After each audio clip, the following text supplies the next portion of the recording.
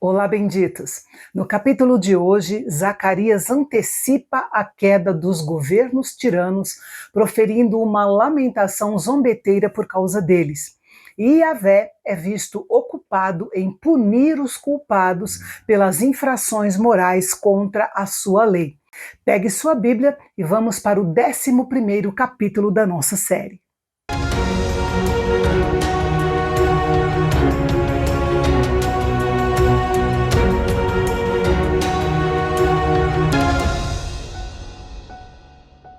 O grupo de judeus que voltou da Babilônia para sua terra depois de 70 anos de cativeiro, voltou com o objetivo de reconstruir o templo de Yahvé. Apesar das dificuldades, o povo perseverou e reconstruiu o templo e a cidade. E então, alguns séculos depois, veio ao mundo seu Messias, Jesus Cristo, a quem eles rejeitaram.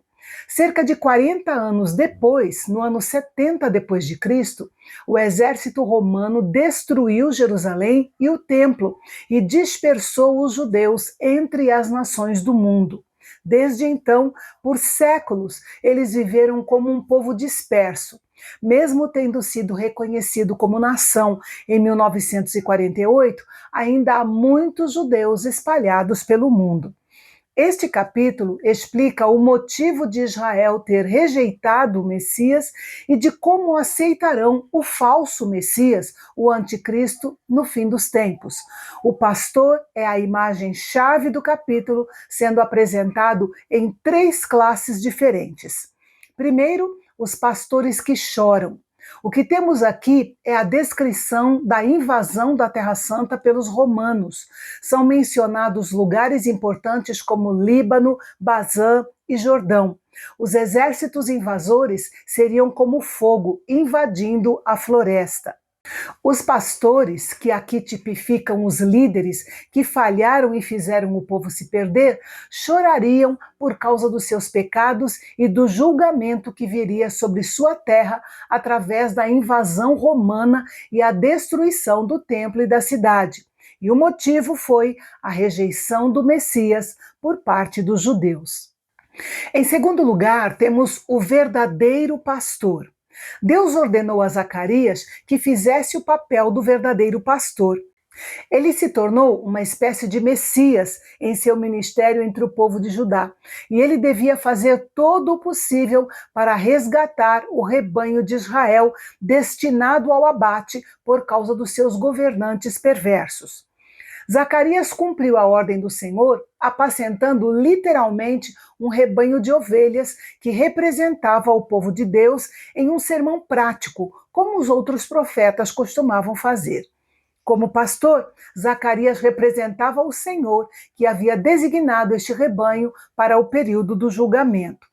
Nessa função, ele pegou 2 cajados, que era uma ferramenta comum para um pastor. Um chamava-se graça e outro união. Esses 2 cajados simbolizavam o multiforme cuidado de Deus para com o seu rebanho desde a sua origem, bem como as 2 bênçãos que ele planejou conceder ao seu povo: favor e unidade. No versículo 8, o profeta começa a descrever o fracasso do seu trabalho com o rebanho e a antipatia mútua que surgiu entre ele e os outros pastores, ao ponto de ele eliminar 3 deles de uma vez. Há várias tentativas de explicação sobre o que isso poderia simbolizar. A melhor delas, e provavelmente a mais antiga, é que os 3 pastores eliminados simbolizavam 3 classes de indivíduos: os profetas, os sacerdotes e os reis de Israel.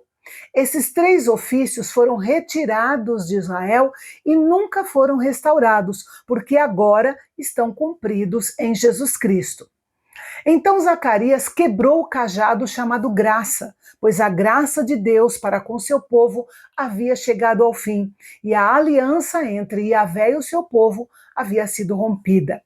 Note que havia um remanescente fiel, identificado aqui como os pobres do rebanho, que provavelmente eram mercadores de ovelhas, que observavam e reconheceram que aquelas palavras vinham da parte do Senhor. Zacarias estava encenando esta profecia, empregando-se como pastor de um rebanho. E aqueles homens com quem Zacarias pastoreava queriam que ele desistisse. Então ele perguntou se o seu trabalho não merecia alguma remuneração e qual seria o valor dessa remuneração. Mas se eles não quisessem pagar, deixasse por isso mesmo. Então eles lhe deram 30 moedas de prata como salário, o que equivalia a cerca de 350 gramas de prata, mais ou menos, que hoje seria algo em torno de 3.000 reais. Note que não era uma quantia insignificante, mas era o preço de um escravo comum. E esse valor revelava a consideração que eles tinham por Zacarias e todo o seu trabalho. E isso nos direciona profeticamente para o Senhor Jesus. O Senhor chamou aquele valor sarcasticamente de magnífico preço e mandou Zacarias jogar as moedas para o oleiro. O profeta então foi ao templo e jogou as moedas para o oleiro que estava trabalhando lá, provavelmente fazendo vasilhas para os sacerdotes. De acordo com Mateus 27, esse ato de Zacarias foi um ato profético. Depois Zacarias quebrou outro cajado chamado união, simbolizando tanto a ruptura entre o pastor e o rebanho, quanto a dissolução completa de todos os laços que mantinham a nação unida. Essa desunião civil e social preparou o caminho para a vitória dos romanos e resultou na ruptura final que dispersou os judeus errantes pelo mundo. Essa foi a consequência que os judeus sofreram por rejeitar a Jesus, o bom pastor. E em terceiro lugar, temos o pastor insensato. Deus ordenou a Zacarias que fizesse outra encenação. Dessa vez seria de um pastor insensato ou inútil, que era totalmente descuidado com suas ovelhas. O castigo dos judeus por rejeitar o bom pastor seria não apenas a perda dele, mas também a substituição por um pastor mau e insensato. Esse pastor insensato seria autorizado e designado por Deus como julgamento para o seu povo. Eles rejeitaram o bom pastor, mas receberiam outro pastor. Ao contrário do bom pastor, esse pastor insensato não procuraria as ovelhas perdidas, nem cuidaria das novas, não alimentaria o rebanho e nem cuidaria das suas feridas. Seu interesse seria apenas em abater o rebanho para se alimentar e se aproveitar ao máximo do que ele pudesse oferecer. Normalmente, nós presumimos que tudo o que as pessoas precisam é do líder certo. Mas aqui nós vemos que até mesmo um grande líder pode ser rejeitado e um líder sem valor pode ser o escolhido. Essa profecia sobre o pastor insensato, abraçado pelo povo de Israel, segundo os estudiosos, será cumprida quando eles aceitarem o anticristo e fizerem aliança com ele. O anticristo, também chamado de besta, será um líder político-religioso que surgirá nos últimos dias. No entanto, na hora certa, ele sentirá a espada do julgamento de Deus. Seu braço direito, símbolo do poder, e o olho direito, que deveria direcionar sua mira, falharão juntos pelo julgamento de Deus contra ele. Aquele que até então se mostrará arrogante e perseguidor ficará cego, impotente, desprovido tanto de sabedoria quanto de força. Então o Messias virá e o lançará no lago de fogo. E então Israel finalmente receberá as bênçãos prometidas através dos profetas.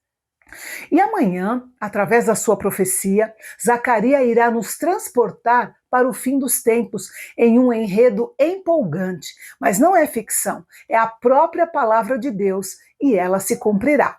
Eu te espero amanhã aqui no canal Bendito, o nosso canal de Fala Fácil. Até lá!